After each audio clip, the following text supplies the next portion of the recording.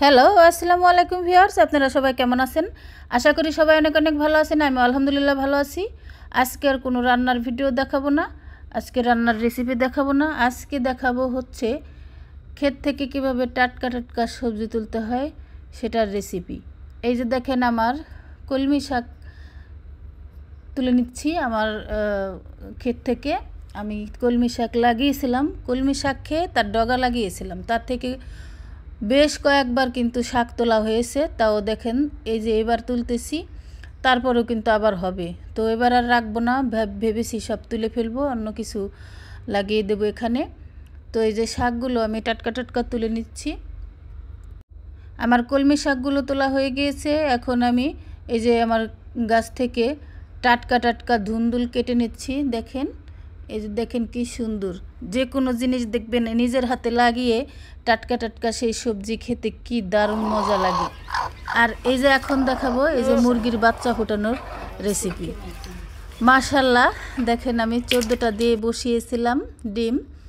তো অলরেডি 10টা উঠেছে, আর একটা আমার হাত থেকে পুরো ভেঙে গিয়েছিল। আর 2টা ডিম আছে এখনও, এই 2টারও বাচ্চা ফুটবে, এখনও ফুটেনি। 2টা মুরগি করছে, মানে কি বলে যেন এটাকে কুনাইছে, ওই 2টা উঠবে।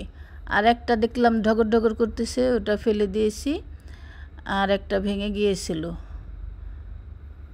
তো দেখেন, আলহামদুলিল্লাহ আমার কাছে খুব ভালো লাগে এই কিউট কিউট বাচ্চাগুলো দেখতে, ভারী আনন্দ লাগে আমার কাছে। তো মুরগি আর একটাও বসিয়েছি, ওটা আবার 2 দিন পরে বসিয়েছিলাম, ওটাও 2-1 দিনের মধ্যে উঠে যাবে ইনশাল্লাহ। ওটাও আপনাদের সাথে শেয়ার করব। তো আপাতত এটাই দেখালাম। আর আমার মা কালো মুরগির বাচ্চা খুব পছন্দ করে।